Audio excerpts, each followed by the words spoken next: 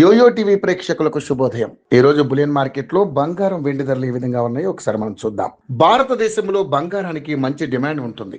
బంగారాన్ని ఎక్కువగా వినియోగించే దేశాల్లో చైనాతో పాటు మన భారతదేశం ముందు వరుసలో ఉంటుంది. అయితే దానికి తగినట్లుగా దేశీయంగా మన దగ్గర అంత బంగారం అందుబాటులో ఉండదు.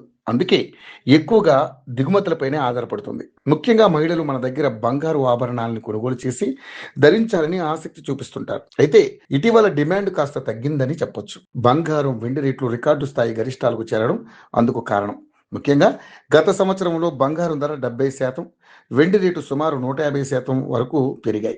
ఈ క్రమంలోనే సామాన్యులకు అందని స్థాయికి పెరిగాయి. అయితే ఎట్టకేలకు బంగారం వెండి రేట్లు భారీగా పడిపోతున్నాయి. ముఖ్యంగా పశ్చిమాసియాలో అమెరికా, ఇరాన్ ఉద్రిక్తతలు మొదలైనప్పటి నుంచి పడుతూనే ఉన్న పసిడి వెండి ధరలు ఇప్పుడు యుఎస్ ఫెడరల్ రిజర్వ్ వడ్డీ రేట్లను పెంచుతుందన్న అంచనాలతో మరింత పడుతోంది. తాజాగా దేశీయంగా అంతర్జాతీయంగా బంగారం వెండి రేట్లు ఏకంగా 7 నెలల కనిష్ట స్థాయిలకు పడిపోవడం గమనార్హం. స్పాట్ గోల్డ్ రేటు ఇప్పుడు ఔన్స్కు $4,000 మార్కు దిగువకు చేరింది. ప్రస్తుతం జూన్ 25న వార్త రాసే సమయం ఉదయం 7 గంటల సమయంలో $3,980 వద్ద ఉంది. సిల్వర్ $57 దిగువకు చేరింది. ఇక్కడ ఆల్ టైమ్ హై నుంచి చూస్తే భారీగా దిగొచ్చాయి.